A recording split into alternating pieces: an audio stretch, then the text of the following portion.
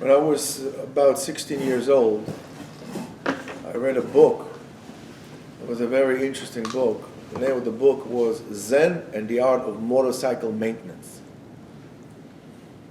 And fascinating book. And since then I fell in love with the concept of a motorcycle. Now, in life, there is what I would say two different types of people. There are more than that, but mainly two different types of people. There are the people who drive cars. Of course, there are those who would swear by public transportation, but we're not going to talk about them now. There are people that drive cars, and very few people, even if you look at society, they would actually drive a motorcycle.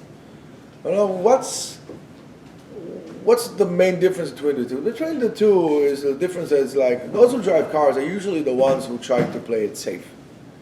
You're protected from the elements. You're driving safe. You have AC. You have this. You have that, and so on and so forth.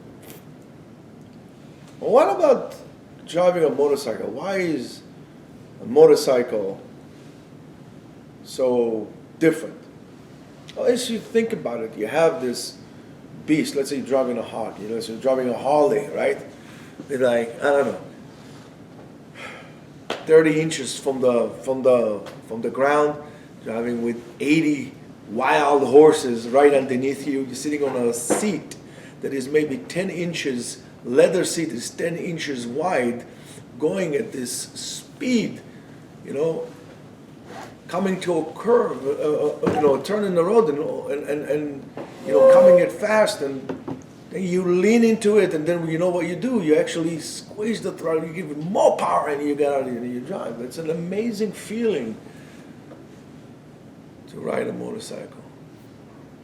And so is to life. Most people that are going to come into a curve, into the road, they're not going to lean into it.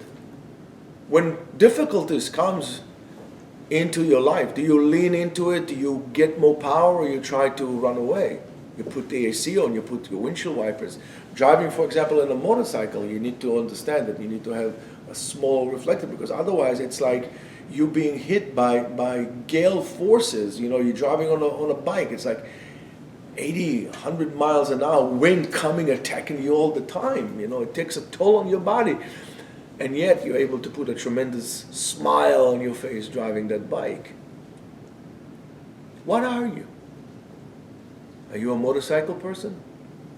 Or are you a public transportation F train, would stop at next stop at whatever it is, in like nowhere basically. Yeah, you want to look at most people's life, how they live their life? Not a problem. Go look at a subway. Smelly, dirty, full of rats. Do I need to describe to you the F train or the E train on the rush hour? This is how most people are, and most people... Did you actually see happy people on the subway? I've never seen a happy person on the subway. Everybody's depressed. Everybody's a lunatic. That's how we are in our lives. There's somebody nice, will put in big noise in his own car and AC, but it's still not a motorcycle. And that's an analogy of life. I'm not advocating for people now go get bikes. I'm talking about a mindset. We hide too much behind things. We hide behind masks all the time, and it's something along the path of the journey of our life. Our mask becomes so heavy that we cannot even tolerate the burden anymore.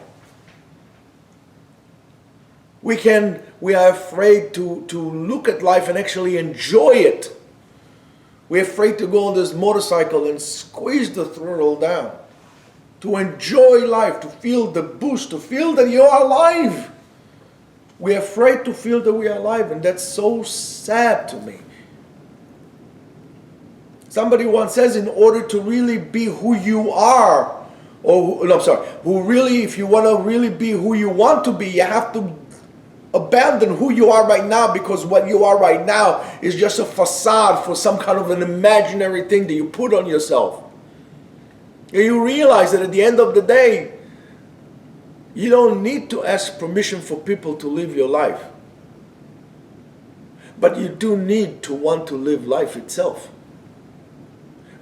going to retirement and doing and living this like the Dulce Vita. That's not life. That's not it. You need to stop and really evaluate your life. Is your life, again, worth living? Do you have anything that is meaningful in your life? Even something so precious as Torah. Are you really doing it the right way? Are you excited? Is this learning a new sugya for you? Is this like as exciting as like leaning your bike and going at like, I don't know, 60 miles an hour and then squeezing the throttle out, inches from the floor, going at this massive speed? Yes, you can have a leather jacket. But do you understand what I'm saying? Do you enjoy it? Is that the thrill? Are you thrilled about anything that is, or is just something that you only thrill about profanities and nonsense? One of the reasons you don't have this joy in life is because you're not thrilled about anything, because you always worry about what this would say, who would say, and you're living somebody else's life. You don't live your own life. You want to play it safe. I'm going to tell you something. Do you have dreams? Not fantasies, dreams. And I'm going to tell you something that you might not like it. Most men die at the age of 25.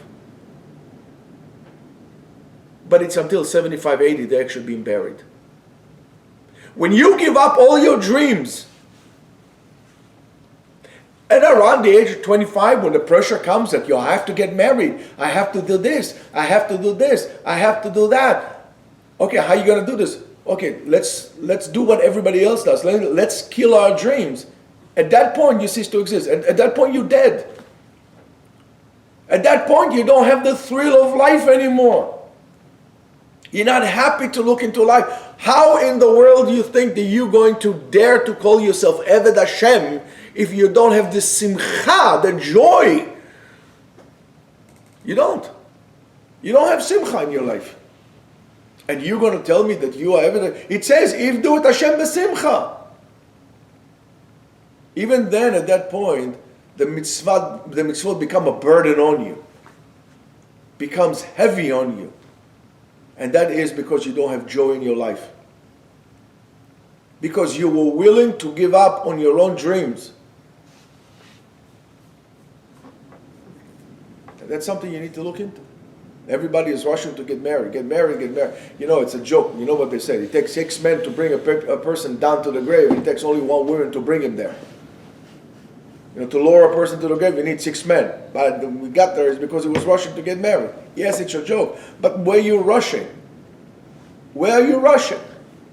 Did you enhance yourself? Do you know what you want in a wife? Do you know who you are? Because if you don't know who you are, how are you going to find yourself the right wife? You're not. And that's when the pressure starts, and then when the stress starts, and then you wonder why all of a sudden you don't feel connected to Hashem. You don't feel connected to God anymore. You don't feel connected to the Torah anymore. Why don't you feel it? Because there's no joy and thrill of discovering and finding out. There's no simcha in your actions, and that's very bad. As far as I'm concerned, you should not live another day like this. Change it. Change it today. Have a great day.